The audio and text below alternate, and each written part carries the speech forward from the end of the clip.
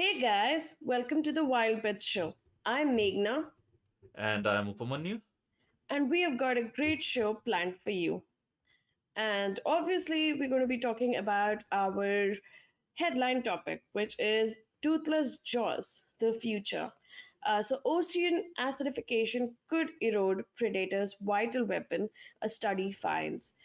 And along with this, we're going to talk about how the Mongabay shark meat expose in Brazil that we spoke about a few episodes later, how it calls for a hearing and industry debate.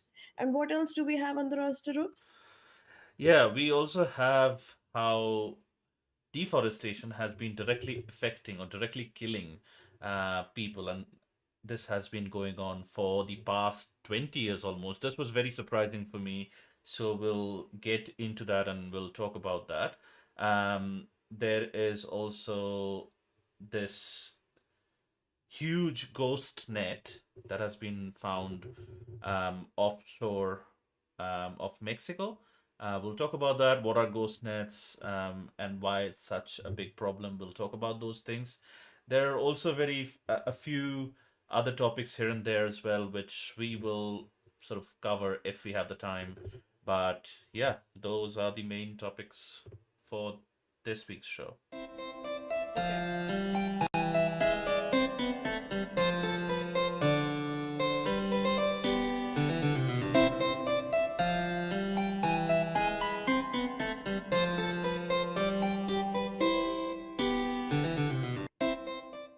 All right, Meghna, answer me this. Cows give us milk, chickens give us eggs. What it is that gives us both? Both milk and eggs. I don't Okay, know. it's it's a grocery store. On that Oh note, you can God. start on your headline topic. Oh wait, I have one for you, but maybe Okay, I'll save it for the next one. Or do you want to hear all it right. now? Save it for the next one. We've got one joke. Okay, fine. Yes, let's talk about our headline topic Toothless Jaws, the future. Now, obviously, we had to pick up this topic because you know that this is the 50th anniversary year of the movie Jaws. And for anyone who's watched it growing up, I think that was the turning point or the awareness of being scared of sharks. I don't think people were scared of sharks till they saw Jaws. And Jaws was such a movie that I think made it hard for people to like. I think it was a deciding, like, people might not have even thought about sharks before that, but as soon as Jaws came into the picture, into the sort of pop culture, everyone had to make a decision of being scared or not scared of sharks, right? Like, Yeah, yeah, that was the deciding point. and I don't know about Oops, but I remember when I was growing up, I was so scared of sharks after watching Jaws, and my dad made me watch Jaws 1, 2, and 3. So it wasn't even like, okay, fine, just one movie, let's forget about it. I watched three back to back, and I used to think that the deep side of the swimming pool had sharks, and my brother would make fun of it, and he would say, oh yeah, the pipe that they used to fill the swimming pool, it has small shark babies that come out of it. So I had this irrational fear. Like I'd never seen a shark, I'd never been in the ocean so far, but I still was just scared of I sharks. mean, it's not irrational completely. I mean, they look pretty scary, right? That much have to agree with. Just because they look scary doesn't mean they are scary. I mean, have you ever seen a ragged tooth shark? So they literally look really scary, but they're super scared of humans. So like they have these set of teeth, and you can see their teeth, and they look super scary. They're called sand tiger sharks as well, and they you try to go to them to try to film them or take a photo, and they would just like scatter away. They don't even know they look that scary. But that's the thing, Meghna. When we were evolving in the African savannah, like, we had to determine by looking at something whether it would kill us, or like if we could survive an attack from them or not. So that's the hardware wiring that happened in our brain. that if something looks scary, it must be scary and stay away from it, you know. But how Um, how did our evolution impact our view of something that lives in the ocean while we were a land animal? no, but it looks scary. It looks scary. That's what I'm saying. It looks scary. That It might not have, like, it doesn't deal with us directly, but it looks scary. That's why we're like, okay, let's stay away from it. When we went into the ocean, you know. I mean, I still feel sharks are just very, like, at least our fear of sharks is very socially conditioned as opposed to something that's evolutionary. Like, I feel like for snakes, so I don't know if you've ever seen that study, but monkeys were just shown snake like objects. These monkeys who were never exposed to snakes. So they were always grown up in captivity, so they'd never seen a snake, but they'd put like a longish snake like object, and the monkeys were still scared of them, which showed that it was something that's inbuilt in us. But for sharks it shouldn't be inbuilt in us because we don't really belong in the ocean. I mean, looks, I think I would just go by the looks because it looks scary. We are scared of it by default. There might be other things as well that we might not uh, have exposure to growing up. It's like that thing where the people we find attractive, we are bound to trust them more compared to people we not find don't find attractive. So that's why all the newscasters are very attractive traditionally, and everyone who deals with that, you say the politicians, looks for politicians is a thing. So yeah, but anyway. Wait, I'm just gonna share my screen and show you ragged tooth shark Oof, teeth. that is immediately scary. No, look at it. Okay, so this is how the teeth would look like. Okay, but also they just don't even come at you, like they would just be so scared. Let me try to find an image that's No, I mean, that's the thing with all predators, right? Like, if you don't come in contact with them, or don't like, um you know um disturb them in some way, they will not interact with you. They will just steer clear most of the times, that is except true. for polar bears. But you know, that's the same. So, but anyway, um, That's a side view for okay. anyone who wants to see.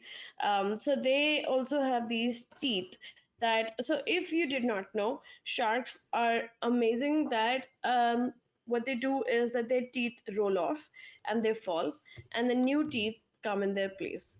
So they have this mechanism because they need to have razor sharp teeth all the time to hunt. So this is something I think. I don't know about other animals, but I know for sure that sharks can do this, and it might be present in other apex predators, but they can actually, like, No, actually, no.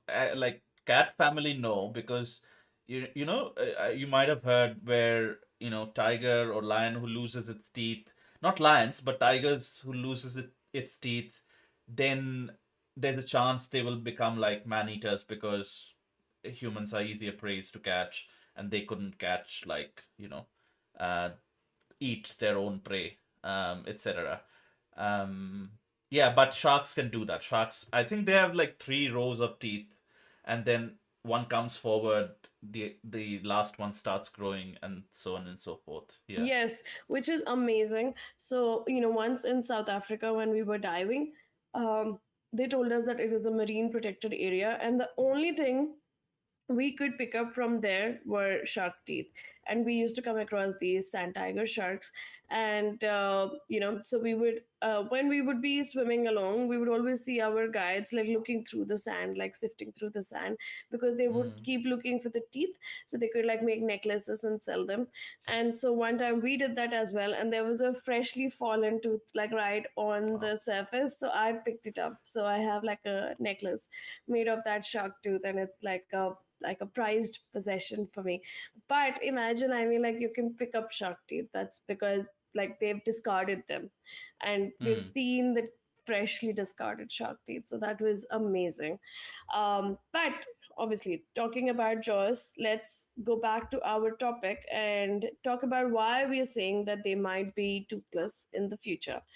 There is an article by Guardian And this article basically talks about how ocean acidification is eroding shark teeth. So far, what we knew is that that ocean acidification was affecting other animals like corals and clams that had these calcium carbonate shells. But we completely forgot that that's the element of teeth as well. So it has been affecting shark teeth, but nobody did a study to show how these um, the ocean acidification is affecting predators as well. So, what exactly is ocean acidification? It's basically the absorption of CO2 in the ocean, and it's an extra absorption of CO2 in the ocean, primarily caused by human activities like burning of fossil fuels and other activities. So, there is a limit to which the ocean can absorb and remain pH neutral. But if it absorbs even more, the pH levels drop and it makes the water acidic. And when it makes the water acidic, it basically compromises the calcium carbonate. And the calcium carbonate, if it is compromised, then shark lose their teeth. Right. Yeah. I think, and for sharks especially, I think, teeth, because a lot of whales and a lot of those kinds of bigger apex predators, they just swallow their prey, right? But for sharks, I think teeth is such an important part of their be it hunting strategy or eating strategy, like eating, not even a strategy, but eating. That without their teeth, um, their whole diet and how they consume food is gone pretty much. Yeah, and it's, I mean, it's not just the sharks. Imagine, when we go to the dentist and we come back, and you have to eat only soft food, you realize that how important your teeth are. You probably do not realize till then. So for sharks as well, I mean, the starting line of the article is really funny. It says sharks without teeth might sound like the stuff of dreams to swimmers and Mm. surfers. But obviously, I mean, if you do not have apex predators, then as we spoke about it a few times, in our previous episodes as well, you need the apex predators to help conserve the marine ecosystem below. So what happens is that the sharks are at the top, and then the sharks consume whatever fish are at the bottom. So they help not overpopulate this species, and they are feeding on the species below and below and below. So if the sharks are not there, then potentially anything that's just below the sharks, they overpopulate, and then they would consume everything below them, and then everything dies. So if you don't have shark teeth, it is a big, big problem. So, what exactly this study did is that they found that by 2300, by the year 2300, the pH of the ocean is projected to be 7.3. And right now it's 8.1. So that's a huge drop. So, what they did is that they found like freshly fallen teeth in the in the ocean, and then they put them in two tanks, one with a pH of 8.1 and one with a pH of 7.3. And what they found was that the 7.3 pH ones, after I think about 8 weeks, they found that the 7.3 pH one suffered twice as much damage as the Mm. 8.1. So this is a huge difference. I mean, it's twice as faster. So sharks might create, I mean, sharks might really suffer unless they learn to adapt. If it's a slow change, it might be possible for the sharks to adapt, but it's too early to say that. I mean, how would they adapt? It's chemistry, right? I don't think there is any adaptation to this unless they figure out a way to swallow their prey like whales do. Um, Otherwise, it's inevitable. Like if the ocean keeps acidifying and the pH, keeps reducing, then yeah, it's chemistry. So there's no way they can adapt in terms of like the teeth. So, in the article, one of the researcher believes that sharks may adapt by increasing their tooth replacements and improving strengthening and repair. So, Right. they might start, their cycles of rotation of the teeth and discarding might become faster, but we do not know. I mean, it is something that they're predicting. One of the researchers is predicting because you have to be hopeful as well. But there Mm, are certain shark species that have you like fewer rows of teeth and have slower replacement rates, so they will be affected the fastest. The mm, ones that probably have a lot of rows and they have like this backup, they might not um, face as much problem. yeah, yeah, Yeah, so it is basically that there is a thing called a denticle, which is the calcium carbonate portion in a shark tooth, and that is what gets damaged. right, right. And here we Um, want to ask our viewers, have you watched Jaws? And how did you feel after watching Jaws? And like, were you as scared as us? And are you still scared like oops, or have you changed into a shark lover like me? yeah, if you haven't watched Jaws, I think there are a few countries around the world where they're doing another theatrical release. I think that happened this week. So yeah, um, if you're living in one of those cities which has a theatrical release of Jaws, if you haven't watched it, go check it out. It's a great film. Um, But but also, if you did not know, and this is a trivia fact, that Rodney Fox, I think he was either instrumental or it was him that the movie Jaws was based on, or he was either the something in the movie, I'm not sure. But Rodney Fox was the reason that Jaws was made. He was out surfing, I think, and a shark mauled him, and he had like all of this skin hanging off him. And then he had his surgeries, and he became a shark advocate to the extent that right now Rodney Fox has shark expeditions happening in Australia, where they take you in a cage though, but they show you great whites on the from the floor bed to like the surface, and it's called Fox Shark Expedition. So the person that they made the movie on probably is a shark advocate, despite being mauled by a shark. So the irony of Jaws. yeah, I think great white sharks are the only species of sharks you've generally got to be worried about when you're in the ocean if you're not like extremely knowledgeable about their behavior and stuff. That's the only shark that or and like um No, the bull sharks and bull tiger sharks sharks, are. tiger sharks as well. Yeah, it's like um number one great white, number two bull, and number three tiger.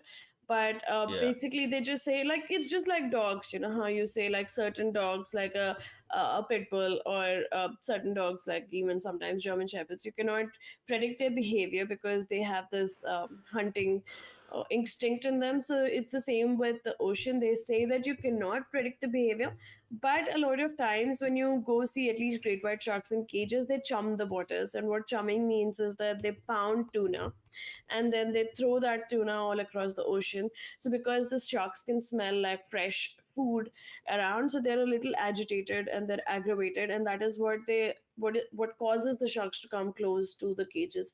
So that time they put you in a cage because they're already really aggressive. But there are people who have swam with great white sharks and bull sharks in the open ocean and have had zero issues because that time the sharks are not aggressive, they're not in hunting mode, and they you do not look like prey, especially when you're underwater. yes, yes. But obviously, if you're like a beginner and you don't have a lot of knowledge about their behavior and the ocean in general, I think yeah, the general advice is seek the support and help from someone who is knowledgeable, and also like do take care. It's nature, like in land. It's our land, at least it's in our element, but obviously you have to take that extra care if you're a beginner in that space, to be aware of everything, not just sharks, everything, and also not to like disturb the space of other marine mammals or animals or fish as well. um Which actually brings me to the question. I find it really disturbing when people say shark infested waters. I mean, we don't say human infested land, but we say shark infested waters. That is literally their home. Like, does it make you also angry when people use infestation like that? I haven't really given it a thought. I think that it's yeah. I wouldn't have given it a thought before right now, but yeah, I I mean, guess it's. it would be so funny if you say human infested land because obviously we are swarming like bees all across the I planet, mean, I but think we do say that human no. infestation. We do We kind of say that. usually use infestation for, like, if we have had like bees at our home and there's been like a big hive, or you use infestation when there are like a Okay, lot okay. of So the mosquitoes. dictionary definition of infestation is the presence of an unusually large number of insects or animals in a place, typically so as to cause damage or disease. So you can't really use that for humans, according to the dictionary definition. Damage. No, no, it's for It's animals just or insects. we are an oh my god, are you taking us out of the parameter of being an animal? We are Of we're a course, social animal. of course, we are not animals. We're humans. We're humans. Okay. Um, but But yeah, yeah, I mean, when it's their home and that is the only place they can survive, you cannot call it infestation. Like, and it's not even no. like they're in huge numbers. They're decimating like crazy because they have a lot of pressure. So for sharks, one, we fish them like crazy. We hunt them like crazy because we want their fins. We want the to drink the shark fin soup. Mm. Secondly, we are overfishing the ocean, so we are anyway depleting their prey. And then thirdly, now they're saying that they may not even have teeth. I mean, I think I would really, really hate being a shark because the problems never seem to end. Mm. Yeah. Um. Yeah, I think, and also like just no, sort of highlighting and sort of repeating that message as well, where you know, if an apex predator vanishes out of an ecosystem or a food chain, then it absolutely 100%, and this is proven both theoretically and practically, that it will have a downstream effect where the prey or the fish that we depend on, their numbers will deplete without having, like, in absence of an apex predator. It might increase for some period of time, but soon it will start to fall. The fish that we want to fish, and we think sharks are competing with us for those fish. Yeah, Did so. you did you know, Oops, that even though like sharks are the apex predators, because Mhm. sharks are lonely and they hunt like they're not in groups, so orcas can actually rip apart a great white shark. So when we were in South Yes. Africa, the Shark Week people had come to film, but the orcas had just entered. I think this was Cape Town or Johannesburg, wherever they were shooting. Mm. And just 2 days back, this orca had ripped apart a great white shark, and all the great white sharks and all the other bigger marine life had just vanished. So they actually, like, the sharks are like the like orcas are like the mafia of the seas. So like they come and everything else bounces.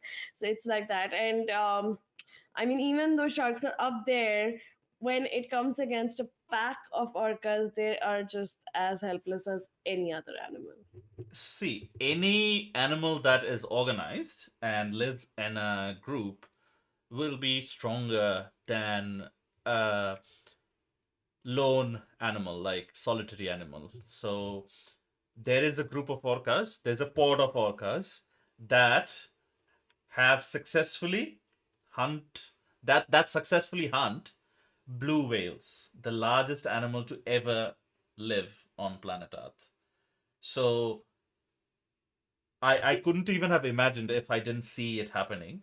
But orcas can hunt anything. They're like the wolf of the seas. they can hunt anything. But I think with whales, I still understand if orcas hunt them, no matter how big they are, their defense mechanisms aren't very great. But with sharks, they can bite the orcas back. Like with whales, they can just probably brush against them, or they can hit them with their tail, or just Yeah. use their weight. But with sharks, they literally have like these teeth to dig into. But either way, like I mean, we'll do a segment on orcas sometime else because yeah, they're amazing creatures as well. They're like the pandas of the ocean, black and white. But yeah, um, Oh, yeah. By looks, they're nowhere near a panda but they're by their cute. behavior. They do look cute. They look like Yeah. a rubbery toy. Like all the videos of them, they look so shiny. So They yeah, are. And probably they, if they're agitated enough, and if they're I think motivated enough, they are probably like more dangerous even to humans compared to any other. no, there um is not even a single known orca attack in the wild. So there have been okay. orca attacks in SeaWorld and aquariums and other places. That is because the orcas get really frustrated being in the tanks. But in the wild, there's not even a single attack on a human. That's good to know. That's Yeah. very good to know. Hmm.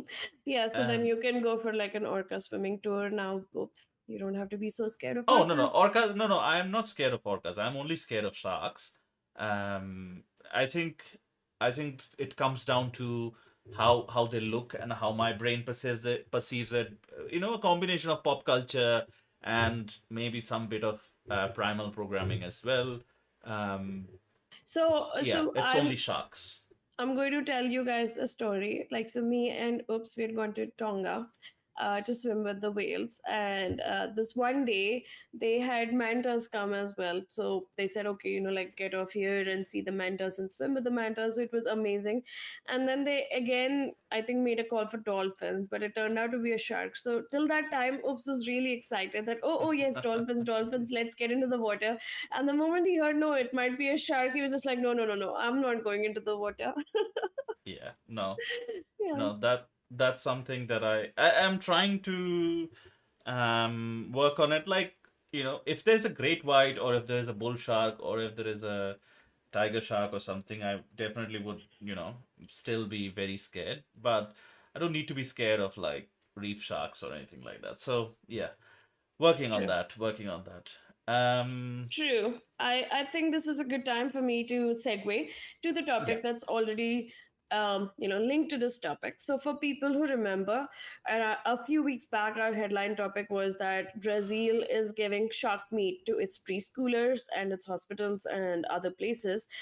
So this was a Mongabay investigation that showed that this is what Brazil is doing. And for Oops and me, we were both really shocked to find out that shark meat was just given, but then we found out that it was basically the scraps and leftover that was going to Brazil, so it was cheaper, which is why they were Mm, importing shark meat, because they'd already exhausted the shark meat around their own country. So because of this expose, now a Brazilian lawmaker is calling for a parliamentary hearing. So this has revealed that all this shark meat that they're buying, it will be up for parliamentary debate, which is amazing because imagine you do all this research, you put in an article, that is exactly what you want to see. You want to see change, and this is what is happening here. yeah, I mean, this goes out to the also to the power of journalism in general. I think ultimately the decisions are made by the courts and the lawmakers and politicians for what policies shape a country. But and those things can only be impacted in terms of how those politicians perceive the entire issue, or if the politicians oftentimes, like, for one person, or for one, even for a team of people, it's often very impossible, nearly impossible, to have all the information right, to themselves. So journalism plays that, it fills that gap where the journalists come in and make it into this concise and ready to sort of consume article. And fortunately, this Brazilian lawmaker who has called for this parliamentary hearing would have come, or someone in his team would have come across this Mongabay investigation, and they would have said, okay, let's go run with it. Whatever their intentions be, whether they want to win the next elections or they're running on this platform, whatever be their intentions, the outcome, at least for now, is one that is very favorable for the sharks, for the natural world. Yeah, and it's very interesting. Just the starting of the article, it says that experts are saying that this investigation shows that there's a greater extinction risk for the sharks. But the industry groups are saying that, no, no, no. Even though it is alarmist, like we need to defend, like they're defending the shark meat safety and sustainability despite I mean, warnings of from the scientists. course, of course. I mean, if they were not defending, that would be a surprise for me, and that would be I don't know, maybe a problem as well, because we want that those different voices in any kind of debate. You can't just have a singular voice. That's be it any from any side, but when you have a singular voice, that's more concerning in a public discourse. I True. feel like. And on the in this article, if you see, it says that they identified more than 1,000 shark meat tenders issued since 2004.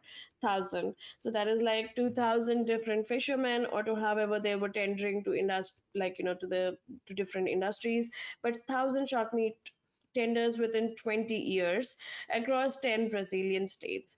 And the recipients were 5,900 public institutions, based on a review of the tender documents. And obviously, a lot of them were schools. They were mainly procured for schools, but also for military bases, homeless shelters, maternity wards, elderly care centers, and other institutions. I think what shocks me a lot is that obviously it's not even a win-win situation in this. So it's like, I mean, obviously it's a loss What do for you the mean win-win sharks. situation? It's a lose-lose situation. Like what I Yeah, mean yeah. is, like, it's not a win-win situation. Like in the sense, it's a lose-lose battle for the sharks because you're hunting down these sharks, which are very necessary for the oceans. But on the other hand, also you're going and feeding the shark meat to like schoolers, preschoolers, schoolers, and you're also feeding them to like the army, you're feeding them to maternity wards, to elderly people, to homeless shelters. Okay, homeless, I understand, the poor people, they don't have a choice, but everyone else, you're putting their health also at risk. Like, I mean, I'm not saying that homeless people shouldn't get the same respect, but homeless people don't get the choice. But others, obviously, they get choices, and they're still, feeding the shark meat, which has lead and arsenic that we spoke about a few weeks back. So health impacts are huge. So it's like nobody is winning in this situation, and still this is happening. So Only the people who are selling it, I think, or for a profit. And that profit might be like, we don't exactly know the numbers, but I wouldn't be surprised if the profit margin is like 1% or 2%, or not even 1%, like 0.8%, 0.5%. That squeezed margin is oftentimes what these kinds of people are going for. And they're like, how much can we milk from this situation? Yeah. I So mean, I think, I don't know the margins in export import, but if it is that low, is it lucrative? yes, that's the thing. That's what surprises me. Like, we as a society, we go for these tiny margins as well. Like, we're trying to squeeze as much as possible. Like, in every situation, not only in Brazil, in every situation, every country. Like, sometimes these margins are not even worth working that hard for. But then all these lobbyists and all these groups will go after, chase those small, and even get in fights, you know, based on these tiny margins. So that surprises me a lot. That is so true, because I think, I mean, one of the things for me with this is that um I mean, one, that shark meat is dangerous for you, but I think the second thing is that one amazing thing also I feel about this is that because Mongabay is exposed, now people are talking about it. And that's what you need. Like, I mean, that's what we are also trying to do here. When we do this show, we Mm, want people to talk about these topics. So whatever topics, and especially with wildlife, what we feel is that a lot of people do not talk about wildlife enough or do not know about wildlife enough. So you need to bring that into conservation to conversation, so mm, that you can bring conservation into the picture. So until we're not talking about it, we will not be able to protect it.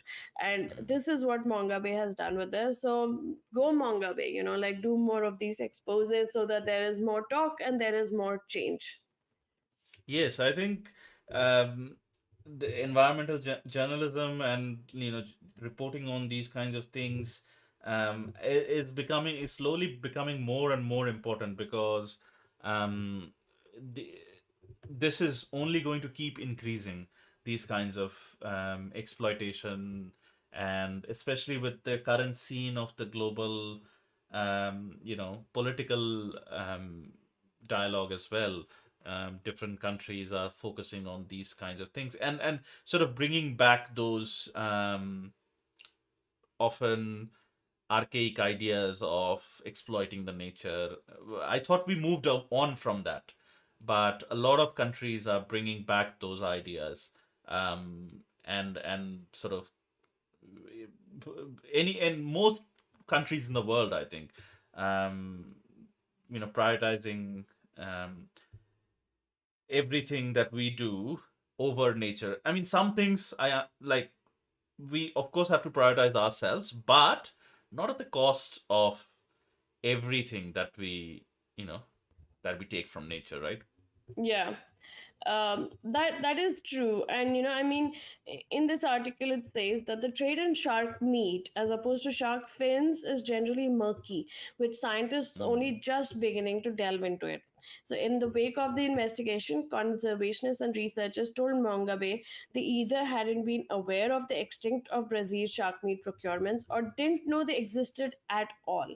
So this is surprising because even researchers and scientists who were probably researching into shark fins and shark meat and other kind of things, most people did not even know that Brazil was doing this. So you need these kind of exposes so that this country could, one, obviously save its people, but two, I mean, and the more important thing, save the ocean.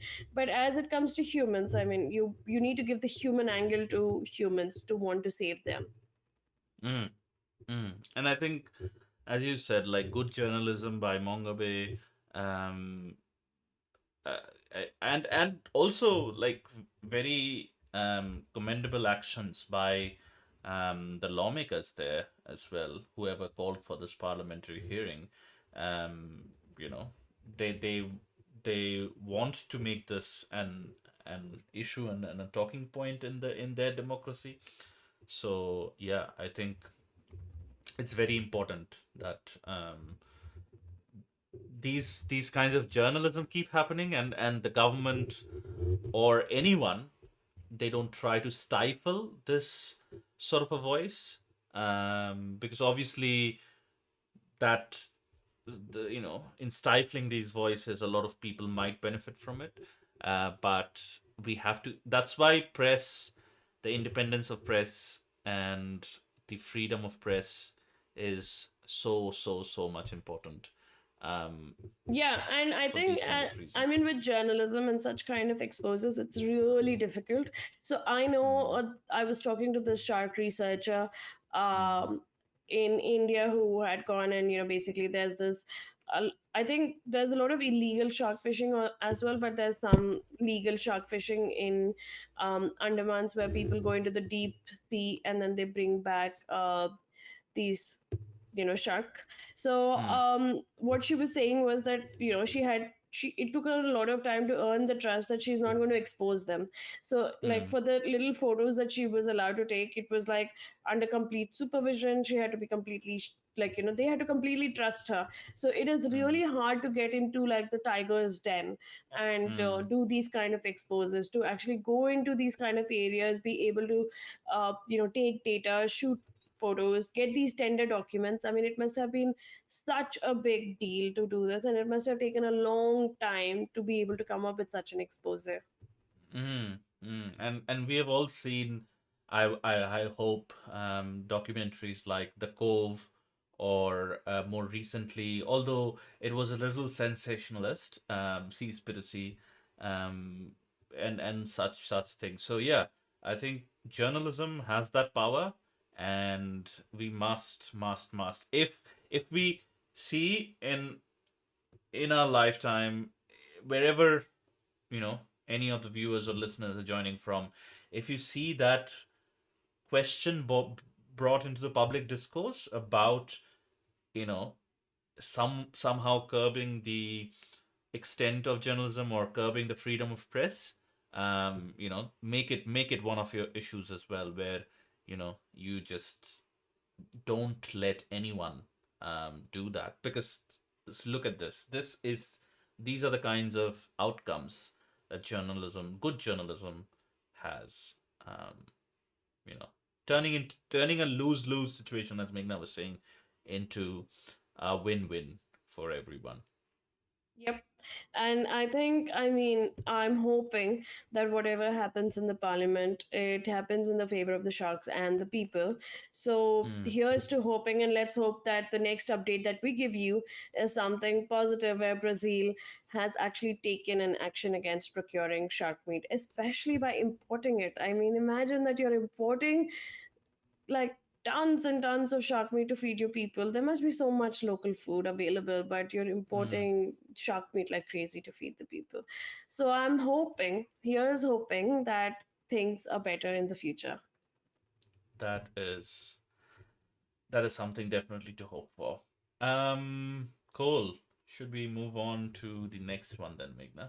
Yes, of course. Um, yeah, so the next one is, again, this was, when we saw the story, this was again completely out of our radar, and I think these kinds of studies, that's why these kinds of studies and these kinds of reporting is very important as well. So this is a report from the Guardian as well, where it sort of is headlined: "Deforestation has killed 500,000 people in past 20 years, study finds."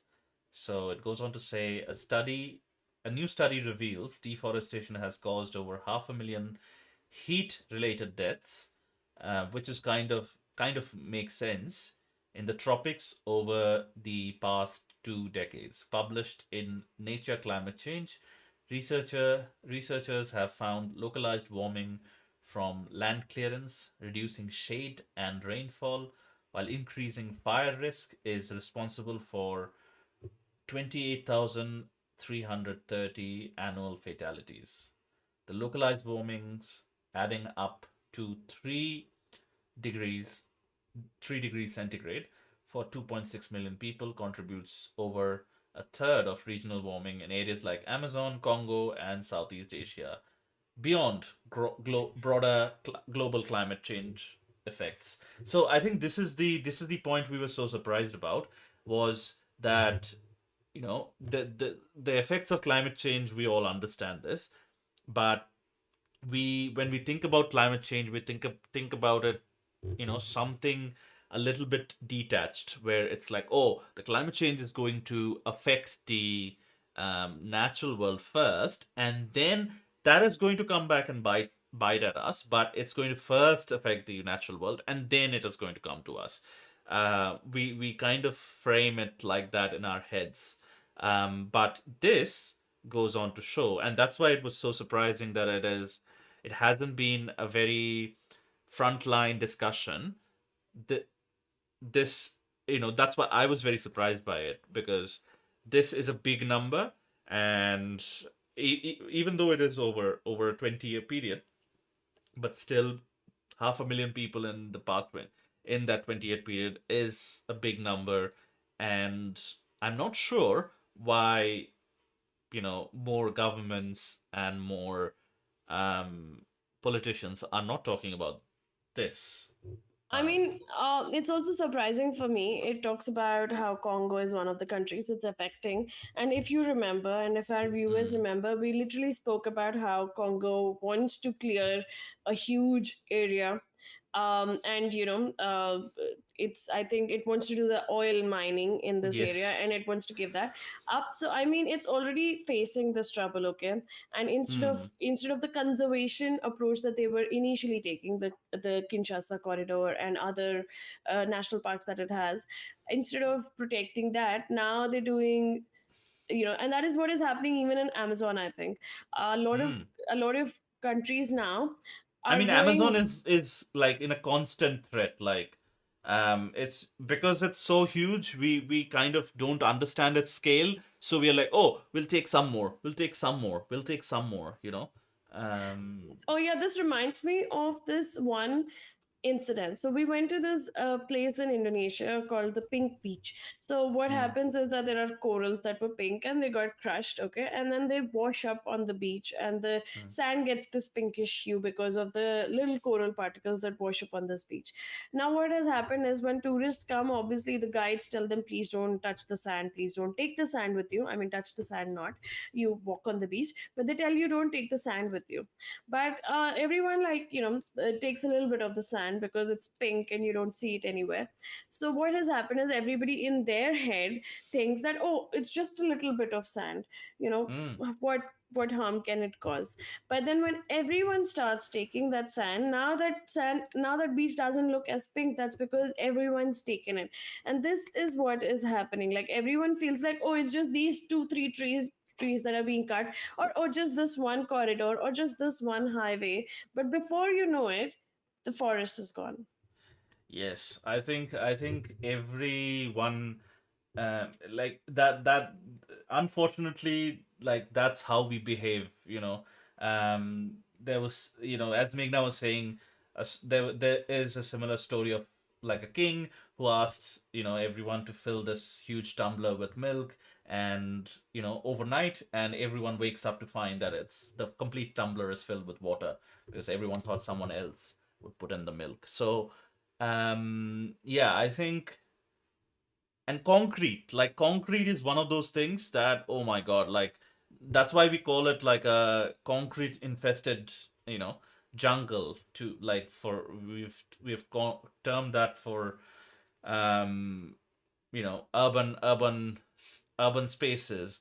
Concrete is a very huge absorber of heat. So, and even like glasses, like glass buildings and glass structures. We want that sunlight, so we turn our offices and houses into like these greenhouses where everything is made of glass, and then yeah, it just absorbs a lot of heat. That means if you don't have trees, there's no way for the heat to dissipate, and nowhere for the heat to go, and it just keeps trapped on the surface. And even like tarred roads, they are a huge absorber of heat, on top of being like literally black, which is like the color that absorbs the most heat. um I think without trees, that means that heat just stays in that surface level. And yeah, as sure enough that people are getting killed from I those think I heat think the waves. problem here is, oops, there are two, three problems here. One, obviously, when heat is killing people, it's probably killing people who do not have proper shelters, or the shelters that they have are made of materials like tin, which probably Hmm. make the accommodation really, really hot. So we're Hmm. talking about people who do not have Or access. asbestos, even worse. Yeah. Yeah, so tin is asbestos only, right? Yeah. Tin sheet, yeah. Oh, Hmm. I was talking about asbestos. Okay, sorry, not tin. Hmm. But I mean, the whole point is that they do not have access to better resources. Like, let's say a house that can cool things down. So I think the people who are suffering the most are the ones who are either homeless or have shelters that cannot support the heat. So when it is when it is this, when it's just the poor people, people don't tend to talk about them. Mm. People don't tend to be affected by them. So even though this article talks about 20 million people dying by deforestation, it will not hit people because it's not someone close that they have lost to deforestation. You know? Yes, yes. No, 20 years. 500,000 people in 20 years, not 20 million people. Oh, I'm sorry. Uh, Sorry, yeah, sorry, we but missed that. anyway, that is a big number as well, and that's what we were asking when we were sort of deciding on the discussion question. So we were asking that if deforestation directly kills, why isn't it treated as a global public health crisis? And I think Meghna has answered that question, that how we frame and see the lower strata of society, the economically challenged strata of society, is very different from how we see the economically, unchallenged, like economically free part of Privileged. society, privileged Yeah, part of privileged. society. Um, and yeah, I think we, as much as we try to escape that, our frame of mind is such that we will, first give them up as sacrifice. But Then it's we'll move not up just the the chain. it's not just the poor people. Like, I think, Mm, obviously I don't want to bring controversy into it, but when, I mean, we know one of the biggest wars that happening, and we know that there's a lot of genocide that's happening, but we don't talk about it enough. Like, we're okay with a whole area being gone. I mean, it's just being bombarded, and nobody talks about it anymore. People were affected for the first 15-20 days, and I think this is what happens with everything. Like, we are not affected enough. Like, we're affected, but for a short period of time. And then when that short period of time goes away, like, let's say this article has come, so people might talk about, oh my god, this is what deforestation is doing. But then after a few days, then again they would forget. So, right now, oops, in India, the rainfall has been crazy. So, like, roads have been washed out, landslides have happened, certain areas mm, are completely blocked off because the monsoon's been this crazy that bridges have fallen, and the rivers have been very, very furious this year. mm, So, but there's someone I follow on Instagram who is in the mountains, and he was basically saying the problem is that right now people will talk about it, they'll talk about change, but the moment it's September, October, and the monsoon has passed away, then people will stop talking because you see drier days and drier spells, and you don't see any problems. Again, people won't talk about it till the next monsoon, when people start getting affected. And that is how we humans are. Like, we only talk about it till we're affected by it, and in real time. And once yeah, it passes, we don't care. our attention span is very, very, very, very short. Yeah, that is the unfortunate truth. And with, I think, with these sirens blaring all the time in our pockets as well, I think that attention span is getting even smaller and smaller and smaller. So there is some primal engineering there as well. Like, our brains are hardwired not to think about death for more than like 2 minutes or 3 minutes. Because if we think about our death and the end of our life, it will just become too depressing. Um, our brains are hardwired that way. But even with that, it's not as bad as, the siren that's always blaring in our pocket. And that has, I think, made that 5 minutes into 5 seconds um, Yeah. of attention span. But what is more surprising for me is, oops, that in real time also we have seen areas changing. Like how I told you, like the city that I grew up in, the town, it was just a jungle. Like, there was literally nothing. You could see like peacocks and mongoose and snakes and monitor lizards, like huge monitor lizards. And that is what I grew up with. And now you don't see any of them. Like, there are only certain pockets, I think you would see. There is some foresty area, but it's far away from the city. Like, people now go to hike those places in the Mm. weekends. So, I mean, I have seen in That's like real the time. escape. Yes, from daily yes, life. exactly. And I mean, I have seen in real time how this city has just gone from a nice foresty area to just all buildings. And most people might have seen that happening with a lot of areas across the world. So, does it Yeah. not pain them to see that kind of development? And do they not want, that foresty area back? Because green really soothes your eyes. So, why do you want all these, huge structured buildings? Obviously, people need to work, but at what cost does this come? At like, why do we never see the cost? Yes, I think that's the thing. That's the thing this article is also trying to highlight, that, you know, and I'd be really interested to find out that if there is a measure that any of these countries are thinking, or if there is a smart solution to this whole problem. Singapore has done this beautifully, I think, with how they have integrated uh, you know the Gardens by the Bay. It's a sort of engineering and bioengineering marvel to sort of go and see how they've integrated that ecosystem right at the heart of the city. Singapore is applauded in many global forums for this.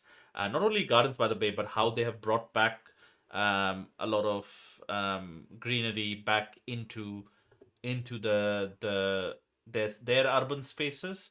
Um, and I believe there must be a very smart solution to I to all mean, of this. I feel like, okay, maybe Singapore has done the Gardens by the Bay, but when you think of Singapore, you think of buildings. Like, you don't think of Gardens by the Bay. Yes, no, no, that's what I'm saying. Like, they have done it in a way where they don't have to choose between development and you know maintaining those green spaces and maintaining that natural environment, pure air, etc., etc. There, so I'm saying, like, if you go for to these one of these countries, which some countries might still be in the developing phase, and then you say that you can't do this, then they might have this allergic reaction, and they might have a feeling that, say, oh, you have exploited all the nature that you have wanted for all these years, you have become developed, you've become so rich as a country, and then you're not, and telling us not to do the same. So that's what I'm saying.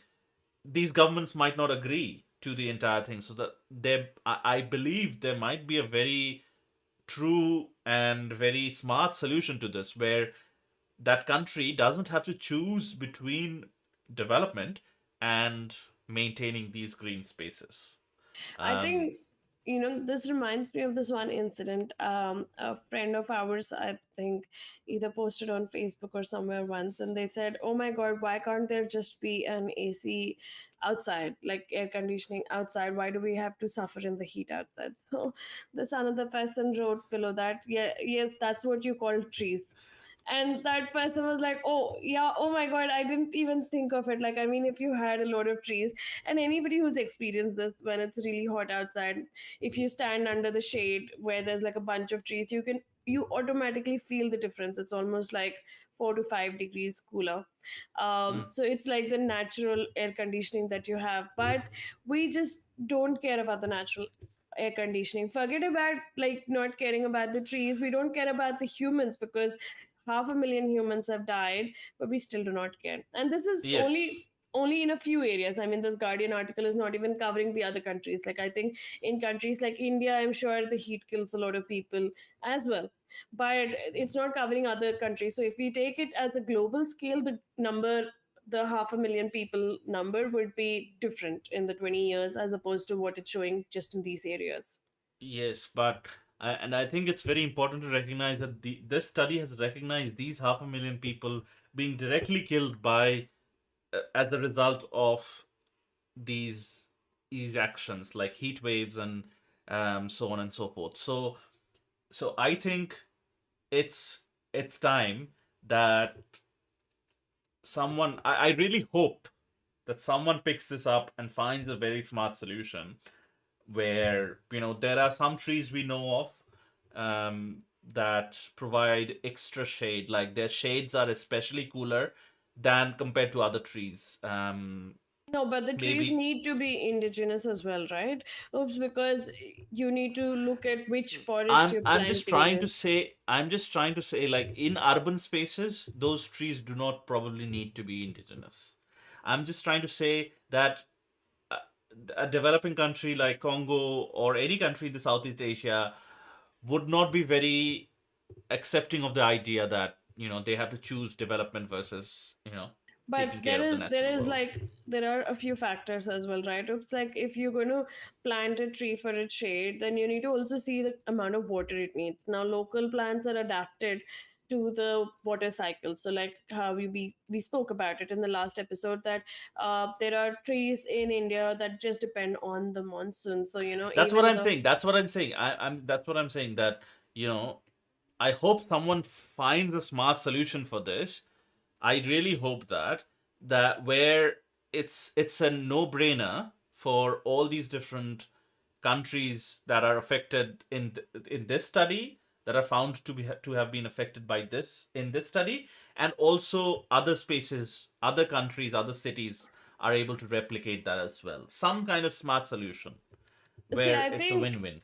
I think one of the important things is, at least with New Zealand, what I feel is, even though I'm not in agreement with their conservation practices, but apart from that, I think with their greening and saving their forests and their green covers, except the pasteurized land that is up for cows and everything, I think they're doing a great job. Because I mean, even though the country is small, but they have like one highway across the entire, when you get out of the cities, there's just like this one road going and one road coming. So they've kept like really narrow highways. They haven't like uh, cut through mountains a lot. So they've not compromised their topography, or they've not compromised their forests, I feel, as opposed uh, to other countries. yes, I think that's a really interesting take, but as you said, like the country is small, and I think they have this provision of they've only opened up 1% of the land for any kind of human habitation or settlement, and then a few more percent for ranching and all the cow herding, animal husbandry, etc. So I think for a small country it's still achievable, but for a growing country, especially countries in Southeast Asia, which all suffer from the same problem of overpopulation, I think, and some sort of countries in the Amazon basin, and then Congo, maybe some other African countries as well. Um, I think it's yeah. I feel like it will then be a then challenge to solve. I think then the solution is obviously first working on overpopulation, right? um, Yes, I think every country should work on that. Every country, regardless, But should work. regardless of that, like let's say in India, there are areas that you see that you get, instead of a two-lane highway, it becomes Hmm. a four-lane or an eight-lane, and it's Yeah. still congested. So obviously, one, you keep making wider roads, but if you're not going to tackle the problem of overpopulation, that is going to be a problem. Second, that is not the solution to development. Like, even if you're making a two-lane highway, but you maintain the two-lane highway like top notch, like make sure there are no potholes, it's maintained amazingly well, like the speed would be maintained. Like, I mean, in New Zealand, I remember we drove at 100 constantly, even though if it's a two-lane highway. So you made it to places on time. Obviously the people are lesser, so there are lesser cars on the road, but you had the rule to maintain a certain speed, and you maintained it also because the roads were great. So instead of Hmm. trying to like expand to four lanes and then make them all like, with speed breakers and bumps and like potholes everywhere, just try to like, just keep those highways just two lane or four lane maximum, but maintain them like amazingly well. Yeah, I think those all of those will be factors, but I think like we have to like we don't won't have any other option than to plant more and more trees. And trees, I think, is a really simple solution to this overheating problem, because um they by default they will provide that shade and And obviously absorb help the carbon dioxide. I mean, that is absorb the what carbon is, dioxide as well. yeah, that is what Yes, is also causing the heating of the earth, or the temperature true, rise, and also true. ocean acidification. Now obviously we can't like make a bigger ocean, the ocean is there, but at least with the Mm, trees we can make the change, because we are the ones who deforested. So we are the ones, we have to bring back the trees as well, so we have to make those efforts to reforest. 100%, 100%. And I think urban spaces in general, not only these in these countries mentioned, but urban spaces in general need 100% are in a need, whether it be any country, in need of more green cover. So yeah, if anyone who is listening to our show has got a really um, good idea in this space, you know, please bring it up to the to your respective governments, and let's s- try and see how we can increase um, greenery cover in in our cities. I really like this. There's a project that in New York which has actually mapped all of the trees that are in New York, every single tree that is in New York. And if you go into that map, I'll try to find that map. Maybe if I find it, I'll share in this show, or I can share a link later on. But if you zoom out, you can literally see which of the different boroughs and which of the different sort of spaces in New York City is more greener compared to others. And also, because you have that map, you can keep track of if anyone is illegally chopping off any tree or not. And they have this. Of course, it's not a super high priority, but it is on the list of things for New York City to keep on planting more and more trees every year. So yeah, I think those kinds of things, simple efforts by the local governments can help a lot. And yeah, it's always keeping that space in every new development for a green space for a lot of trees. um, of course, there are more qualified people who work in urban planning and how to include more nature in urban spaces, more qualified people than us. But I really do hope that it becomes a trend of including more and more and more and more nature into our living spaces. Yeah. True. I mean, uh, what we can also do is just go for these forestation drives that happen. Plant a few Yes. trees, make sure that whatever trees you're planting, go and check up on them, and talk about how trees are important. I mean, we all know, at least we all have trees in our surroundings, in our backyards, in our societies, or wherever you're staying, and you know the difference. So even the society that I'm staying in, like the side that faces the road, um, you can find a difference that the back of it, where you have all trees, there's at least a 2-3 degrees remarkable difference, and that is only because of the cover. So that Hmm. makes a big difference. So people need to take that into account, that we need more trees, not more people, not more roads, but more trees. Yeah. Okay. Do you want to pick the next topic, Meghna? Sure, I can do that. So, we actually did not cover this when we were talking about the topics, but this is also really important. And just like Jaws had its 50th anniversary, the Whale Shark Day, if I'm not wrong, was either yesterday or day before yesterday, but it was a Whale Shark Day. So, we're going to talk about whale sharks. Um, Yesterday. Yeah, 30th of August. yes, yesterday, yes. And International I Whale Shark Day. Yes, and I had seen so many posts. And for people who do not know what a whale shark is, oops, can you share a photo? I can. I So will. it's like, they say it's the biggest fish. So it's neither a whale nor a shark, so I do not know who tried to name it. Maybe they were just as confused as everyone else. So whale sharks are these huge fish, and they are polka dotted. They're beautiful, and an international study now has shown that nearly 80% of whale sharks in one of these in one of Indonesia's marine tourism hotspot have human caused scars. So this is actually an area called Cendrawasih Bay or Kendrawasih Bay. I might be getting the pronunciation wrong, but this area is one of the areas. Basically, I don't know if we've spoken about this in the previous episode. Oops, but whale sharks are one of the animals in the sea, just like sharks, that are baited, like, so they are fed regularly. And Mm, what happens with mm. whale sharks is that, Because it's such a big part of tourism, right? People come to see these whale sharks, basically. Yeah.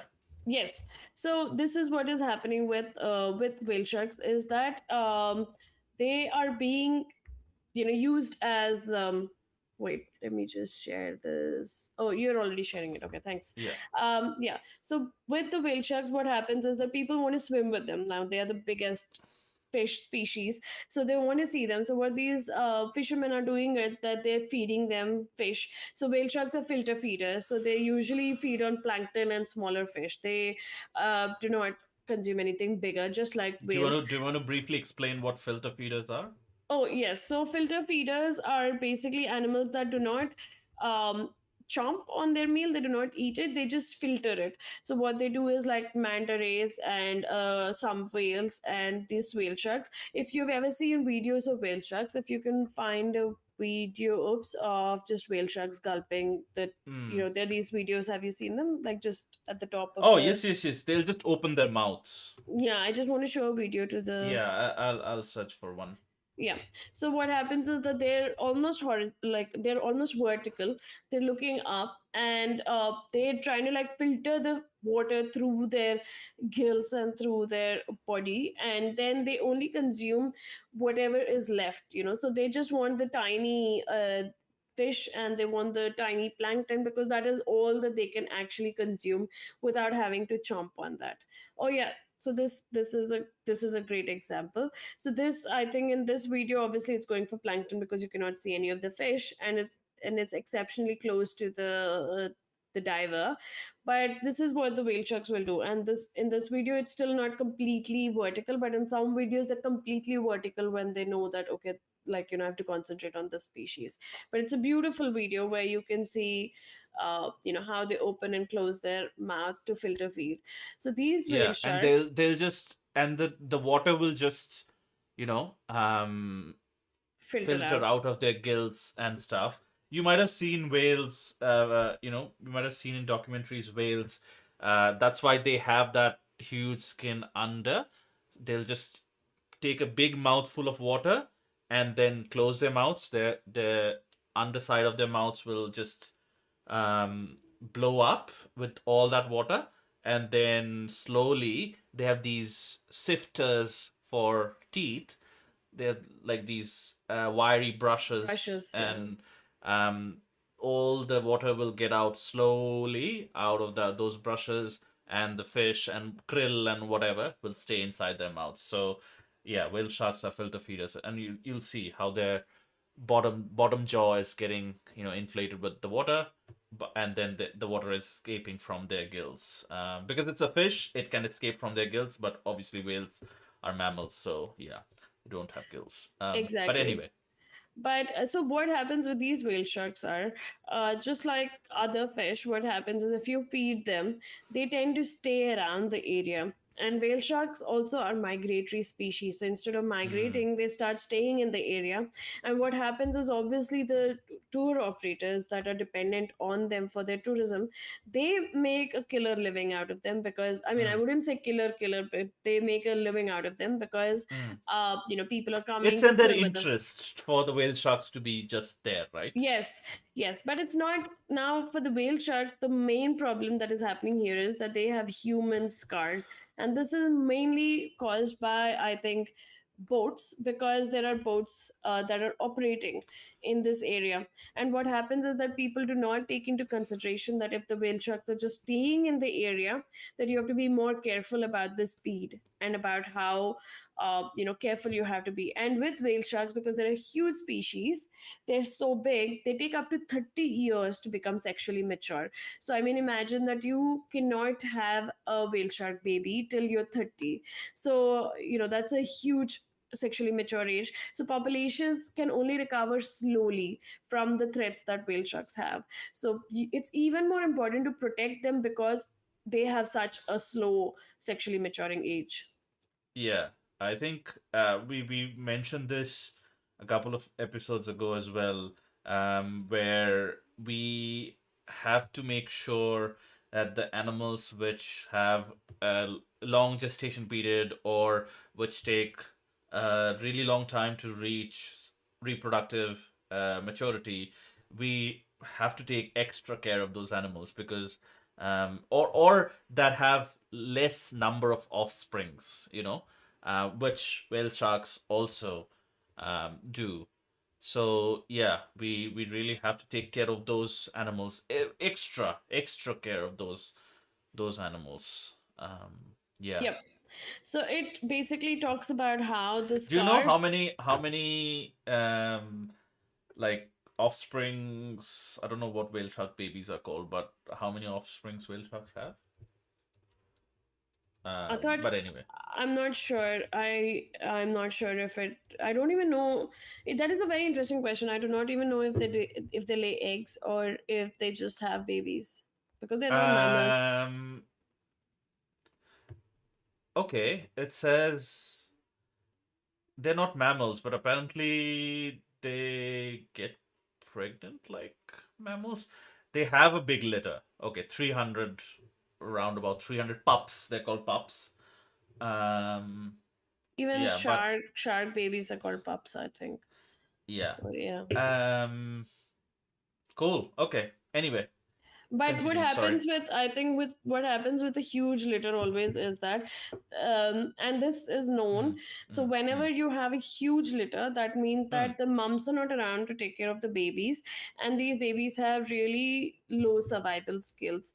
mm, Like in the sense that they cannot survive. So same with turtles, even though they lay like 500 eggs per turtle, but when the mm, turtles hatch and they go towards the ocean, even before they reach the ocean, sometimes some of them are either taken off by a bird or a dog, and when they reach the ocean, like they're eaten by bigger fish. So they say that 1 out of 1,000 turtles actually reach like an adult age. So it might be the same with whale sharks.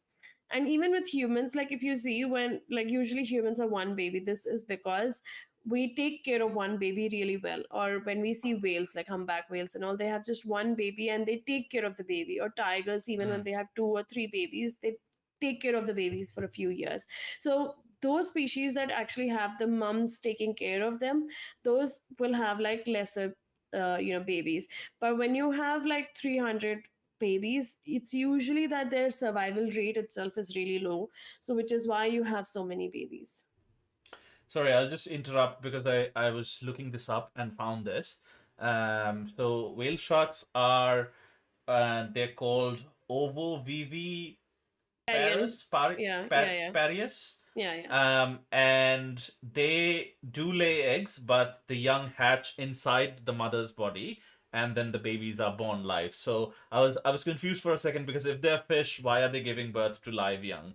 But anyway, that was my rabbit hole. Oh, Yeah, yes, continue. yes. But I think because it's the same X concept, and once they give birth, I don't think that the babies actually stay with the mums. They actually go their own way and they survive. So there are sometimes that people have found these tiny, tiny whale sharks in the ocean. So Yeah. they really have to struggle to grow because they have like a load of predators. But once they've grown, they're not easily predated upon. Uh, Yes. now obviously coming back to the topic, now in this a group of researchers have found that 62% of the whale sharks have scars and injuries from preventable human causes, and they Mm. argue that simple interventions could lessen this burden on the local population of these gentle giants. And yes, for people who did not know, whale sharks are called gentle giants because they're huge, but they are only filter feeders, so they're like Yeah. really gentle. Like You know, there's no way they can harm, like except for like a large impact, which is unlikely to happen. They can't harm you yes, in any and shape they're shape or just form. they're just curious and they look really cute.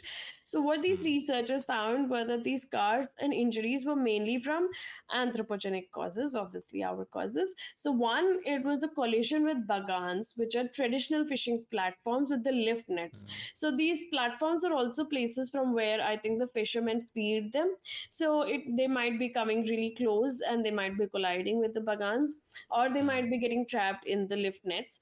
And the second cause, obviously, are the whale shark watching tour boats. So the boats itself are causing the harm to the whale sharks. So there have to be like solutions so that they do not, come really close to these bagans, or the tour boats have like a speed limit or have like a check limit, or there is some way to know like which areas you should not go around, because now that you know that the whale sharks stay there, you know that they're not migrating because you made it a habit to feed them, there should be a very easy way to turn these around, because that is literally what is feeding you.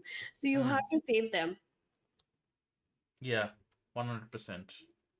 Yes, and I think I just shared a quick image of a bagan on the screen. Bagan, Bagan, I don't know. But yeah, I think it's really astounding when the article says, and you stressed on that point as well, that preventable, you know, human caused scars and um, injuries. So that's I think also key to consider here as well, because if it's preventable, why is this happening? Unless like it can only happen if we are so careless about these animals that, as you said, give the local tourism business their livelihood. They're so careless that it's just happening out of carelessness. Other one is, it just it makes me sad that they are intentional. These are the two reasons in my mind that these could happen, like intentional, like preventable scars could happen, and both of them are not a good enough reason Yep. for these to happen. And just like how tigers, they say that no two tigers have the same stripes, so you can tell each tiger from its unique stripes. So it's the same with whale shark. Even though they have these spots and they might look similar, but every whale shark has its own unique pattern of white spots and stripes, and this is what enables the scientists to use these photos and know which individual and Hmm. how much damage they have. So just like in sharks also, there are certain patterns that you can see. Similarly, in whale sharks, the spots are different. So imagine, I mean, you have so many whale sharks and each whale shark is unique. I mean, nature is amazing that way, that even though you would have like let's say 10,000 whale sharks or 3,000 tigers, all of them will have unique patterns. I mean, can you even like put that into perspective? That is Hmm. amazing. Like we cannot do that as humans with whatever, like maybe Oh, our using a machine. fingerprint. Yeah, our fingerprint is definitely unique, but I mean, I'm saying making something like, let's say you have a Oh, pattern of yes. white spots and stripes. Like imagine if you had to keep printing it in a different way every day. That would be so tough, but nature Yes. just does that effortlessly. Yes. Yeah, it is amazing. It is amazing how, as you said, two tigers, they don't have the same stripes. The whale sharks don't have the same polka dots. Yeah, You know. and obviously with places like the Sandravasi Bay and other places where they come. So there are a lot of places in Indonesia that feed whale sharks, but not just Indonesia. There are places in Philippines as well. So those are unethical practices because you're feeding the whale sharks and you're not just letting them thrive in the wild. And it's not like you cannot Mm. see them in the wild. You can, Mm. but they've now made it a habit. And what is happening with them is that because they're feeding them, obviously these whale sharks stay near the the bagans, and they get into these collisions because they're being fed directly from the bagans. So it's actually really sad that these whale sharks have become so dependent that they're like your like your little puppy, or something like a pet, because you have to now feed them because they're so dependent on you. Yes, and we can't blame the health whale sharks because they're getting food, constant supply of food. That's literally the one thing that all animals, including humans, are most spend the most Crazy. energy Yeah. to get.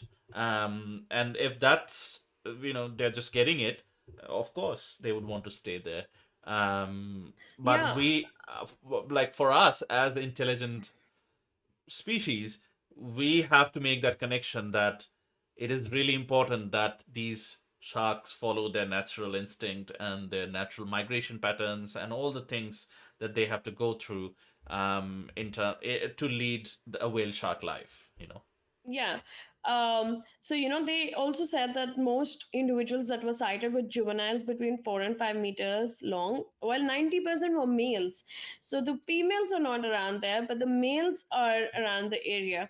So that is also really interesting because we do not know what the females are doing, or maybe the females are just smarter and they just want to keep migrating and have food. Yeah. But Every species. Every species. maybe. But yeah, so yes, but what Oop said, it's a very interesting thing. And I have this story. Once we were in Pushkar, Rajasthan, in India, and we had gone to see this baba, and his name was called Alu Baba. So Alu means potato, and so his name was Potato Baba. So he was like a baba is like A this. baba of the potatoes. Yeah, no, no, Of the no. couch potatoes. No, no, no. So he was called Alu Baba because he only consumes potato. Only Oh, and okay. only. Yeah. So I asked him, and I went and asked him, and I said that why do you consume only potatoes? So he said, I do that so I don't have to think all day about what I am going to eat, and I can spend more Mm. time meditating. And that struck me so strongly because I know that I keep thinking about what I will have in my next meal. And I Mm. sometimes prep, I mean, we all, I think, prep for the Oh, next yeah, few days everyone, also yeah. sometimes. So Mhm. we think about food so much. And I mean, that is what goes on in I mean, our head. that's literally why we do everything in our, like, 90% of the things that we do in our life, day to day life, it's because We we have have to put to. food on our table. That is true. Chasing after all these different things. Yeah, and I think, yeah, that strategy of Aloo Baba, I'm I'm I'm I'm a little curious as to why he chose the aloo instead of anything else. But Probably because it's cheap and it's easier to source, at least in India. yes, yeah. Um yeah, no, I think it's very rings very true. And a lot of people apply a lot of different strategies, like, some people will wear the same clothes. Like me, I don't want to think about my clothes at all. So I just, think minimally. I don't think if I'm matching or if I'm wearing the latest color of the season or anything like that. Or even if I'm looking at all presentable in those clothes. So I don't want to think about that. I spend minimal time on that, or buying clothes as well. But different people have different strategies. But I think Alibaba's strategy is the best because food is literally the thing we think about the most. So yeah, good Yeah, strategy, I mean, Alibaba. it is something, I think, in Hindi what we say is papi pet ka sawal hai. So Yes. like everything boils down to your stomach and feeding your stomach. Yeah, even So in the roti kapda makan, the roti comes first. That's best like food comes first. always. And then clothes, and then a house to live in, like a roof Yeah. over your head. I mean, Um, now because we're not hunter gatherers, we do not have to struggle for food. But there was a time that, so yes. when we were hunter gatherers, what they say is that when you used to come across some tree, like a fig tree, what you would do is you would just eat a lot and lot of figs, so that, because you do not know when you would come across the next Mm, fig mm, tree. And this is what they say, is that now also, why do we have a sweet tooth, and why can we not stop ourselves from eating a lot of sweets, is because of that evolutionary pattern, that when we used to see something that was carb loaded and that was sweet, we used to really stuff our mouths because we did not know when we would get it. So we know that, mm, I mean, we've come from there where we've struggled for food, and food, I mean, we still we don't struggle, but we know how important food is. And I'm not saying we, as in everyone, a lot of people across the world are literally struggling for food, so food is very important. But with these whale sharks and with other species, this is what happens, like you can kind of tame them into coming back to the same place by baiting them.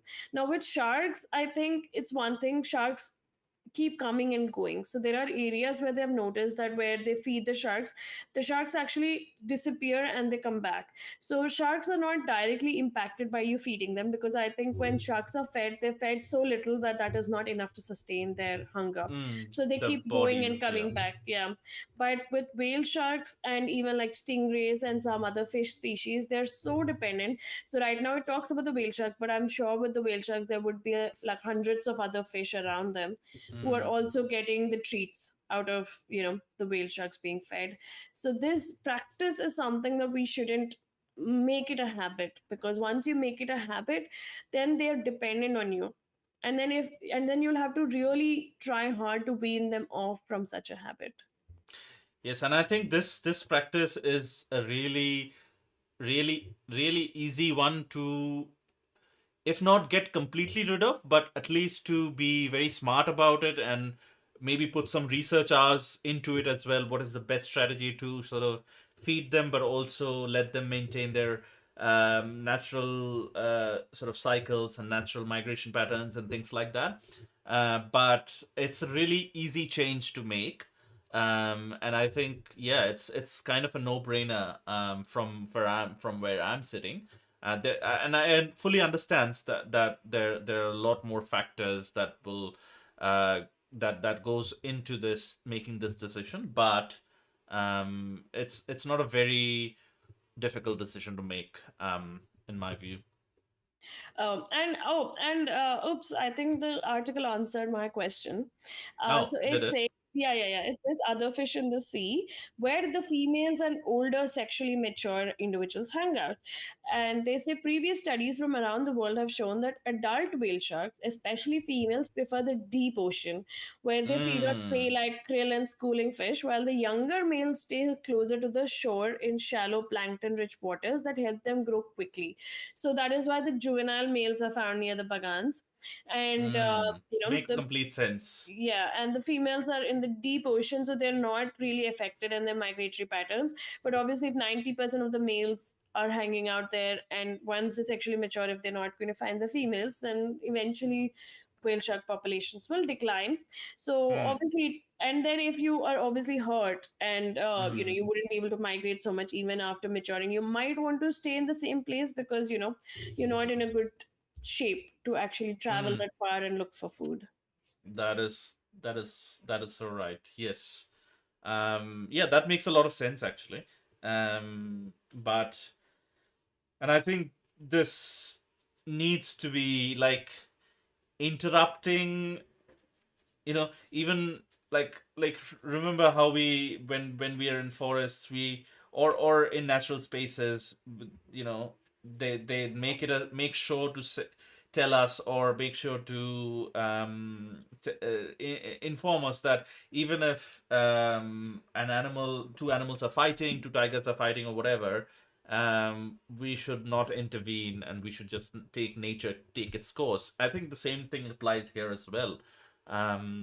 Just let nature take its course. We can't intervene to an extent where all the natural, and we don't know what effects it is having or will have. Yeah, it's a really big picture for a human mind to comprehend.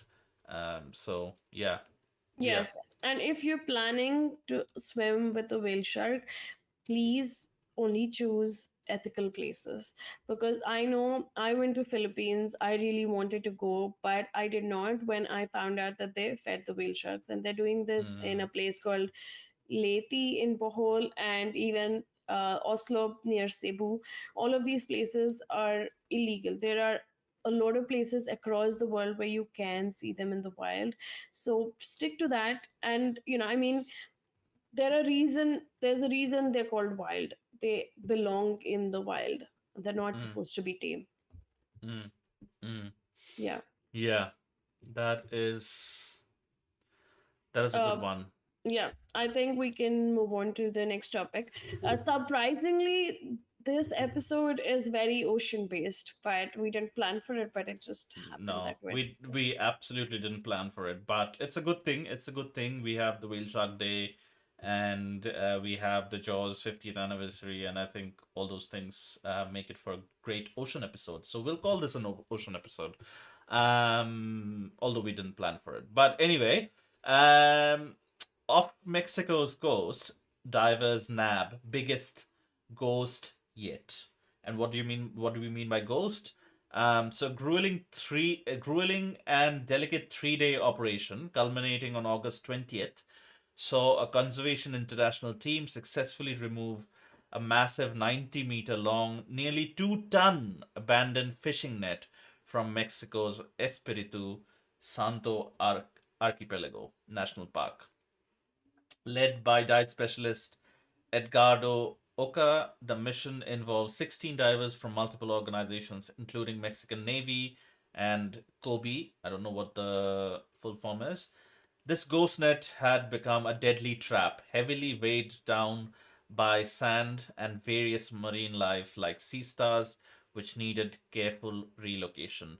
Um, this is a really concerning thing in the seas. Do you want to tell everyone what ghost nets are, Meghna?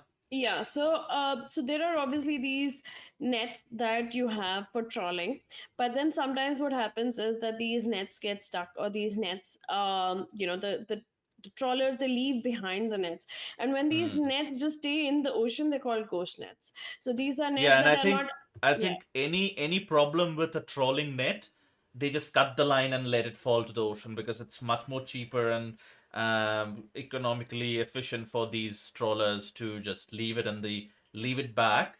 They are only thinking of the profits, so they just leave it back. Instead of trying to retrieve it or trying to fix the problem, they just cut the line and just throw I it mean, throw it even down. if they fix it, it's a problem because they're carrying a huge load of fish and maybe Mm. corals and bycatch and everything.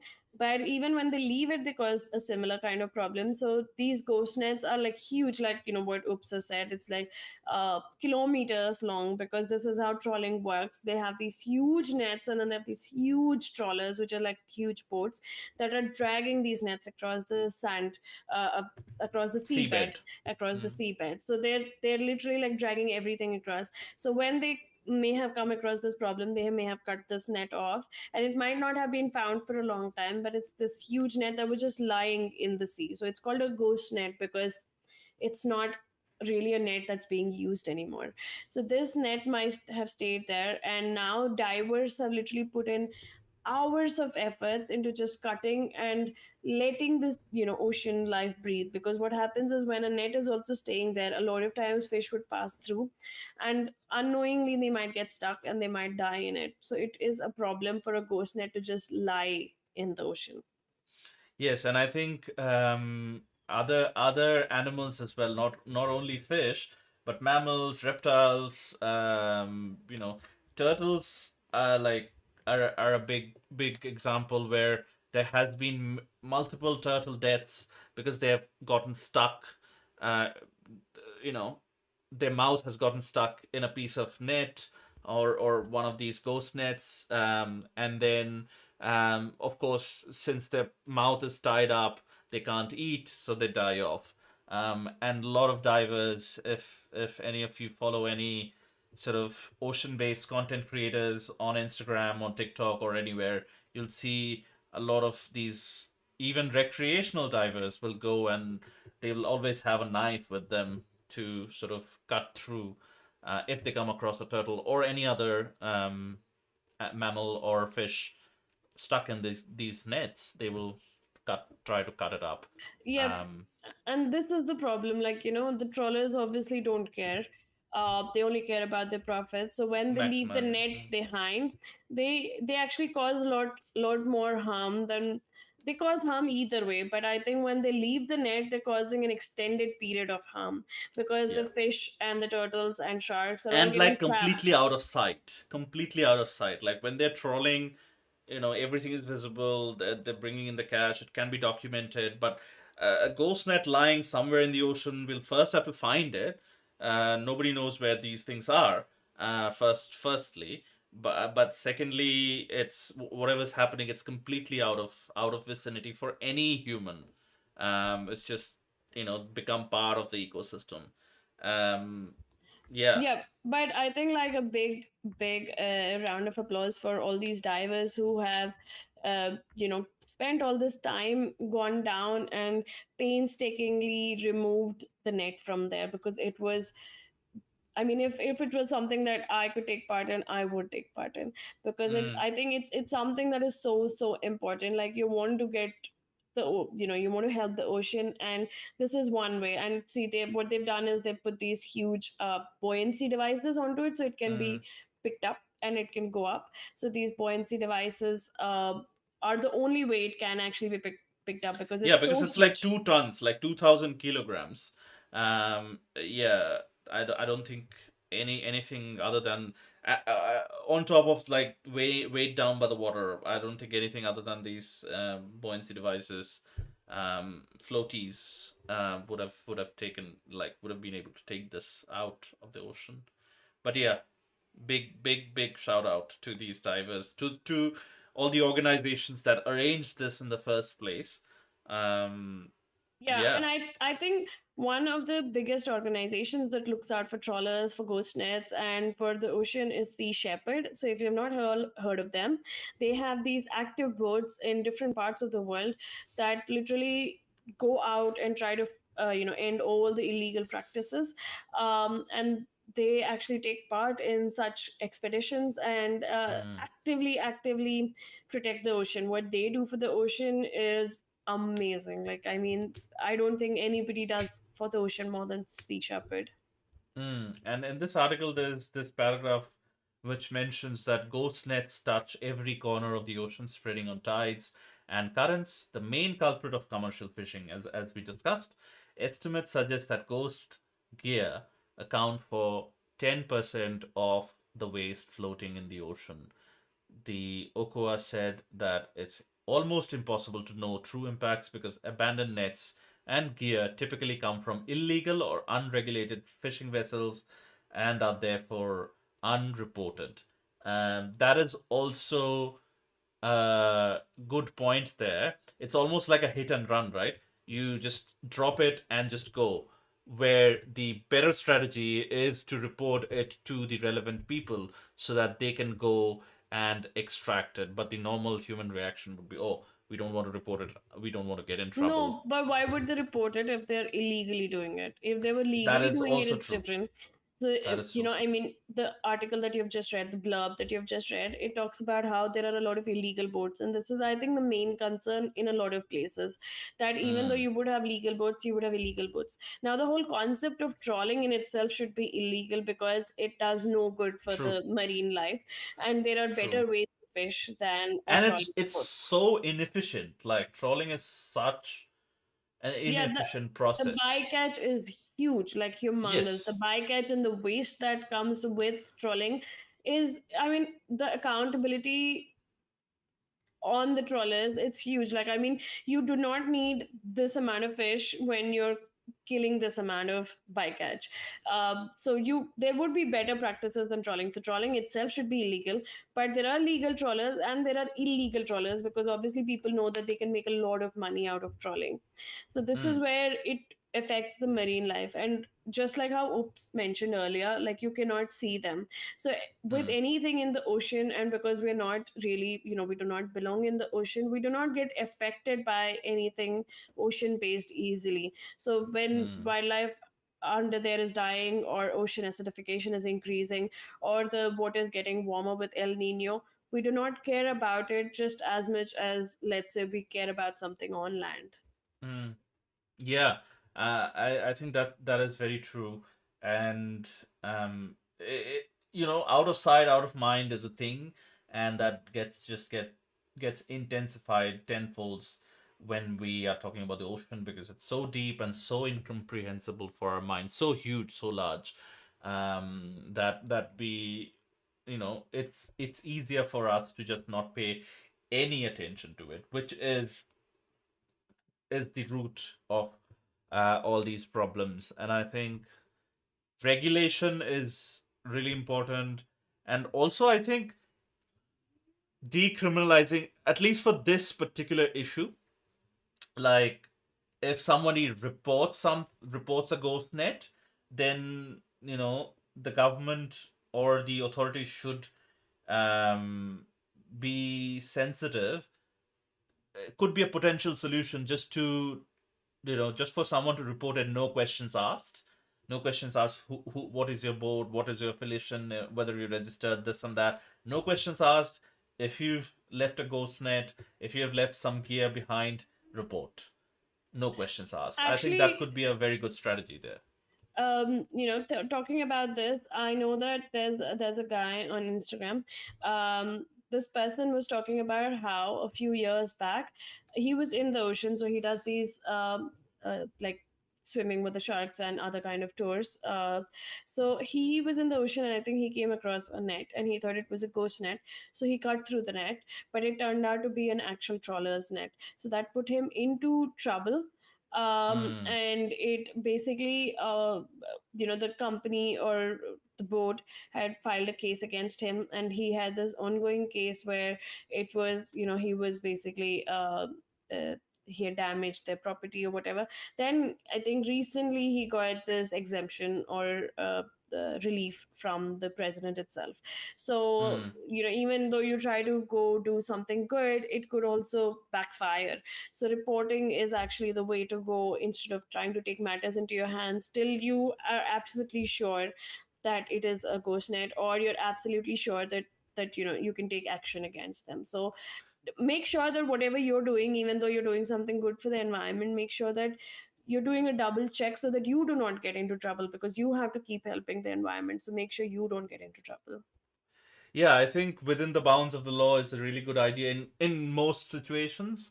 Um, and within the bounds of the law, if you like, also means that if you don't like that law, or don't like how that law is being enforced, go ahead and speak up in your democratic, in a peace, calm, democratic fashion. But yeah, Meghna raises a very good point where reported to the relevant authorities. And as Meghna was saying, like if you really want to help out, then all of these organizations are always looking for volunteers and always looking for people to help them out with. So if you have those qualifications to help out, if you have those licenses to dive and help out, go do it that way rather than taking matters into your own hands before reporting and double checking that it is your intention matches with the local law, and your intention matches with the outcome you're trying to achieve as well. But yeah, as we said, like ghost nets are a huge problem, and I think some sort of situation where either reporting is decriminalized, like reporting is no questions asked, anyone can report, nothing else asks. That could be a really good solution. Otherwise, this problem will um, keep on growing, Yeah, keep on piling up. but also I think we need to find a better solution to trawling as well. Like, even though there's a global demand for fish, there should be a better way of fishing than trawling. Like, there are better ways of fishing. They might not have the same scale, but there should be a better way, and there should be a solution to try to find a better way than trawling. Yes. Yeah, there's I feel like some energy and effort, like real effort, should be invested into finding like a alternative, better, sustainable solution to this absolute terrible thing of like trolling. Um, Yeah, Number and of documentaries have highlighted it. Number of content creators across all different channels highlight it. Yeah, it is a really bad practice. it Um, is. It is. It's purely evil, but it is only something that we can hope can change, because what happens is that when the big guns are out there and they're the ones making money and also paying the government, the change will not happen soon, because the bigger nah, conglomerates are the ones that pay the most money. So wherever the yes, money is coming from, change will happen the last. yeah. I mean, politicians will need money to run for office and things like that. So of course, these conglomerates, these lobbyists, lobbying yeah, lobbying as a thing really surprises me, and also I hate that this exists as a thing. But all of these lobbies have immensely more power than any one individual person trying to speak up, or even a group of people trying to speak up. But nevertheless, that doesn't mean we should stop speaking up. And I think that was illustrated by the report, Mongabay report that we just covered a few earlier in this episode. But yeah, I think within the bounds of the law, always a good idea. And Yeah, you I know, mean, we the only thing we can do is be hopeful. But talking about hope, do we want to talk about the plastic eating caterpillars? we can we can talk about it. Um, so do you want to talk about it? Do you want to start? No, you can go ahead. That's okay. Okay. So this is a report from Science Daily. Again, this is, I think, a good topic to cover, because we have been talking about plastic and ghost nets just before this. But um, this is a report from Science Daily where it says new research reveals plastivore waxworms. So they're greater wax moth caterpillars can metabolically degrade polyethylene, again, a specific kind of plastic, polyethylene plastic, into body fat in days, not decades. This offers a potentially powerful solution to persistent plastic pollution. Dr. Casson's team investigates biological mechanisms and crucial health impact of all plastic diet on survivability. Around 2,000 waxworms can break down a polyethylene bag in 24 hours. That's really interesting. However, understanding fitness costs is essential before a large scale deployment. This ongoing research aims to determine the viability for plastic remediation, considering their long term welfare. I think this is a really good idea if this works out really well. Um, as the piece goes on to say, survivability. Yeah, I think in insects, it's the bar is a little little low already for I think all of us, and for right reasons as well. They reproduce quickly, they die off quick. The reproduction cycle is very fast for insects. So I think if we can farm silk, we can also farm these wax moth caterpillars or whatever they are. I believe, again, speaking out of turn, I don't know for sure. But yeah, I think if we can figure that out, large scale production of these worms, then and if they work as well as they are saying it works, then it is a really sort of win-win situation for the plastic situation, because a lot of the plastic is polyethylene. Yeah. plastic that is going around. Yeah. So the thing is, obviously, we need to take into account that again, you don't have a worm problem in the future where you know you carefully take care of these worms and then you Mm, multiply them mm. like crazy to take care of the plastic, and then once if you don't have enough plastic to feed them, then what do the worms do? Worm infestation. Yeah, then you would have a worm problem instead of a plastic problem. So Yeah. obviously now with humans, what we do is we only talk about the current time and current solution. So that is how Mm, plastic came about. So when we were younger, we would actually have these milkmen come at our home and give milk in our utensils, and then they would go. But now you have milk in plastics, you have milk in tetra packs. So we have kind of made it easier for ourselves. The convenience came via plastic. So I mean, you carry a plastic bottle around, your plastic packaging for chips and everything. So you want that plastic, but at the same time, when plastic came about, we did not think, like, we only said, oh my god, what an amazing invention, but we did not think it No, through. I mean, don't get me wrong. Like, plastic is really an really amazing invention, and some of the things that we do today could not have been achieved without plastic. Like, having something to store stuff in, which is odorless, doesn't preserves your food, etc., etc., etc. You And can of do course, that in the in glass.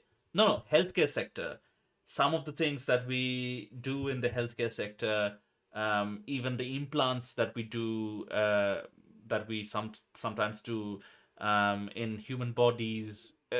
Plastic is a really interesting and really amazing feat of science that we have invented plastic. But having said that, it's also a huge problem, as we saw, like ghost nets and countless other things that we just discard, and it can stay there for thousands and thousands of years without unbothered.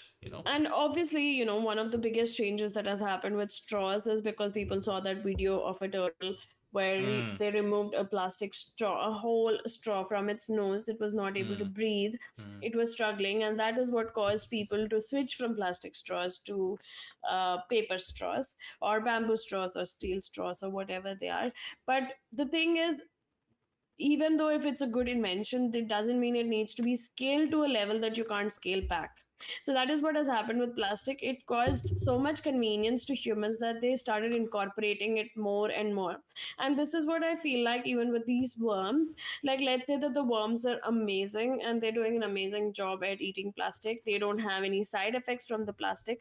But then, I mean, when you have too many worms, then what are you going to do with those worms eventually? If you're not going to plan for that, then you cannot scale this. Yes, I think the idea, I feel like the idea would be to collect all these trash, to have some kind of tank or some kind of a reservoir for these worms, and collect all the plastic pollution and just throw it into these tanks. That would be my idea of how to achieve this without causing like a worm infestation, worm problem. But yeah, we'll see how this thing goes. But as a initial study, as a initial sort of research, this is really impressive. And I don't know, we might try to bring this researcher on our show. We'll try to bring it maybe on our show sometime.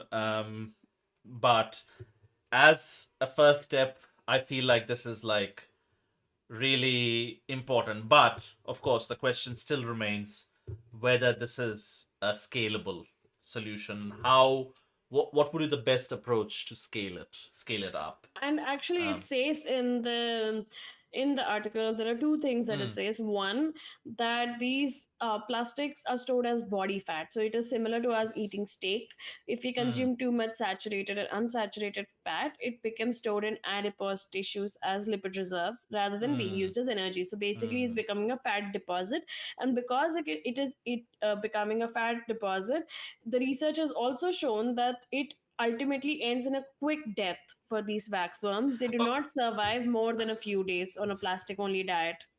okay, okay. See, that's what I said in the beginning. Like, we already have a very low bar for insects, and like, if they're getting rid of plastic, I'm not thinking about their health and their death. Like, these, as at least not for these worms. That's where I draw the line. Like, I'm not at all if they're getting rid of the plastic pollution that exists in the world effectively and quickly, then yeah, But let them do it.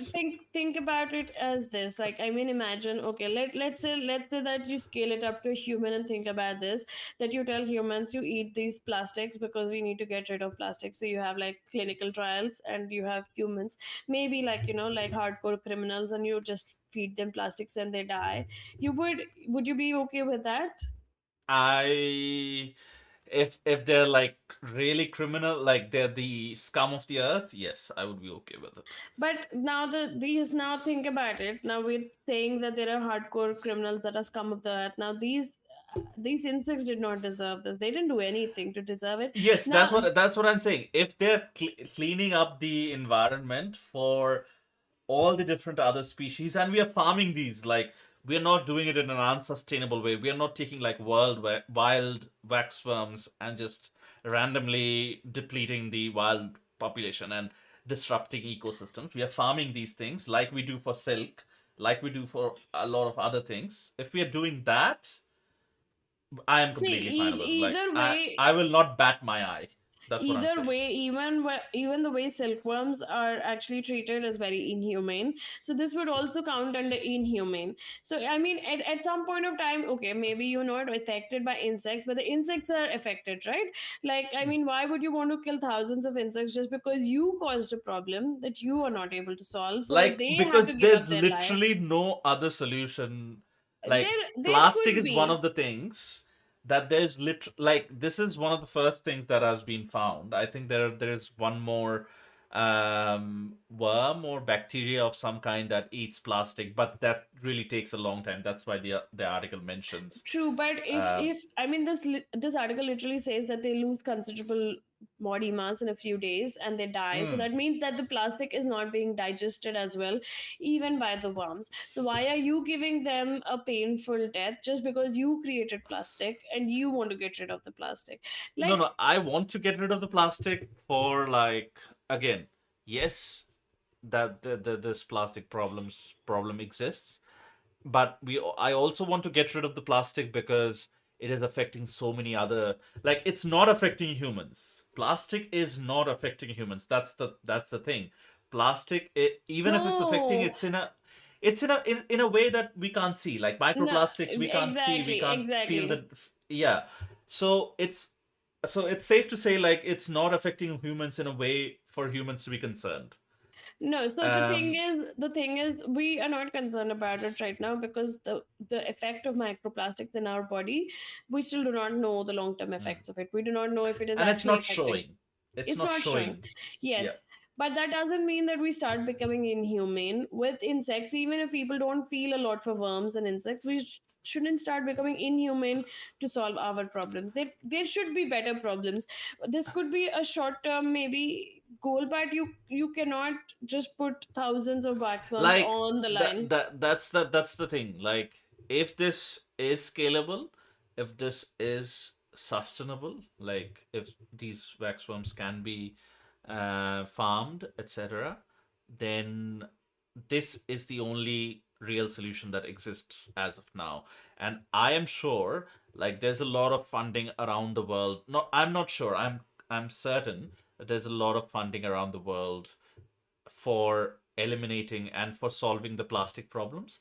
So I I would caveat and say this, that this, if this is our best solution for the time being, I'm completely okay with executing it at scale if it can be scaled. And then once a better solution comes around, let's move to that. And No, I'm sure a better solution will come around. no, humans get very comfortable. So like how Oops does not care about the worms dying. They would not care about the worms dying, and they would just keep, multiplying the worms on the side, and then they would keep No, but that. if there's funding available, researchers will continue researching. If there's funding available for solving a problem, okay. If there's no funding available and people just think, which might be the case as well, people just think this is like a long term solution. and the funding completely stops for plastic, elimination research. That could well happen, but you know, I think it like, reminds me. It reminds me of that discussion we had when we were learning wildlife filmmaking. That mm, where do you cut the line? So they say that this is where I draw the line. will you give a frozen or a dead fly to like a spider? Will you give a dead spider to like a rat or a mouse or a frog? But will you give a dead rat or a mouse to a dog for your filming purposes? And I think everyone had a different perspective on it, but for me, even the fly, I was not drawing the line there, because I said let the natural things happen naturally. Now obviously for a filming project and for a one off it's very different, but if you're going to actually inhumanely treat these worms where they're going to die because they only consuming plastic, it's not a good death, and it's not a good way to live whatever few days they live. It's not what they signed up for, and it's not what nature signed them up for. So why do we have to be the ones signing them up for such a torturous death? Yes, I completely agree with you in theory, but in practice, yeah, I think this problem is worth those. This is such a huge problem affecting so many different species, visibly, except humans. That this and the natural world in general, plastic, and this is like one kind of plastic. Like, think about all the different other kinds of plastic, but this is um this if we can solve for this, it's a really big win in my books, and worth those whatever thousand or million worm deaths, in my book. I can draw, I can very comfortably and within my conscience draw the line there and say, yes, this is very good. This is a very good No, solution, very good. I would um still not say. I would say it's a solution, but I would not say it's a good solution. For me, no, the good it's not a good has to be. solution. No, I'm not saying it's a good solution You either. said it just now. Like, it's a solution that is worth doing, that is worth doing I at scale. I still don't know. I mean, I do not know Like, if compared to the alternative, think of all the turtles and all the other species that's I dying, mean even there should maybe the be worms in the something. wild. No, there should be something better than killing thousands of worms just for our plastic problem. Yeah. I still think. Okay, there might be, but until that thing shows up, I will be very happy to scale this up if it is at all And I will not scalable. be. That's, yeah, that's Yeah, good. and I think this is one of the things where I think we definitely agree to disagree. uh, I mean, my lines are far down the, what would you say, food cycle Scale, or whatever. whatever. Yeah, yeah, yeah. Yeah, and oopses are a little higher up, and it obviously depends on where you want to put your scale. Let's see what happens with this, but I think Hmm. But um, really interesting. yeah, the question for our viewers here would be, what do you feel like? Is this a scalable solution? And also, what did you think about our episode today? And was it interesting for you to know about whale sharks, about jaws, about shark teeth, and everything else that we covered, especially about deforestation? What are you going to do about it? And yeah, that's about it for us. Yeah, and of course, don't forget to subscribe if you're watching this on YouTube. Give us a follow on all the different platforms. If you're listening to the recorded version, feel free to sort of give us a rating, good, bad, whatever it is. Just show it. Give us the feedback. We can definitely improve from it. And it obviously helps with the algorithm promoting and making our stuff visible to more people as well. We feel really passionate about these issues and these areas, and we want more people to be talking about this. But as Meghna said, that's it for today, and we'll see you next Sunday. Same time, same channel. Have a good Bye one, guys. bye.